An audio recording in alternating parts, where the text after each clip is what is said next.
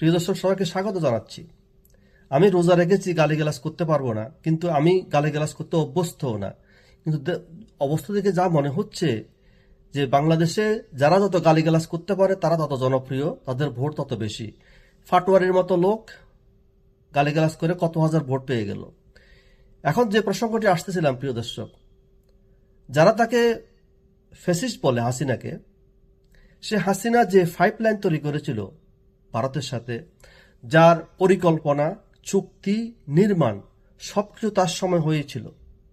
এবং এই জুলাই সন্ত্রাসীরা তখন প্রপাগান্ডা চালিয়েছিল যে এখান দিয়ে বাংলাদেশ থেকে সব গ্যাস ভারতে রপ্তানি করা হচ্ছে। আজকে সেই ফাইট দিয়েই আমাদের মিস্টার 10% আর মিস্টার খাম্বা সাহেব ভারত থেকে 5,000 টন জ্বালানি নিয়ে আসতেছেন। প্রিয় দর্শক, সবচেয়ে আশ্চর্যের যে বিষয়টি সেটা হলো এই পাইপলাইনের নাম গত যে ইউনুস সরকার ছিল তারা দিয়েছিল হাদি পাইপস।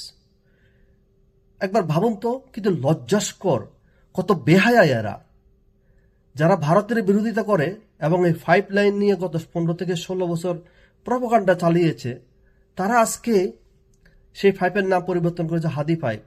যে লোক গালিগালাজ, অশ্লীল ভাষা ব্যবহার, অন্যকে আক্রমণ করা, মানুষকে সম্পর্কে বাজে মন্তব্য করা এবং এসব কারণে যে সাউয়া হাদি নামে পরিচিত হয়েছে সমাজে বা বাংলাদেশে, তার নামে কেন এই ফাইভ থাকবে? আমি রোজা রেখেছি, গালিগালাজ করতে পারতেছি না, তারপরেও এই শব্দগুলো বেরিয়ে গেছে। প্রিয় দর্শক, একটু ক্ষমা করবেন। আমরা বর্তমানে যে সরকার রয়েছে, যদিও এটা একটা মাজাভাঙ্গা সরকার, এটাও অবৈধভাবে এসেছে, তারপরও একটা সরকার আমরা স্বীকার করতেই হবে। এই সরকারের কাছে অতি বিনীত অনুরোধ করব, এই পাইপলাইনের নাম পরিবর্তন করে তার অরিজিনাল নাম দেওয়া হোক।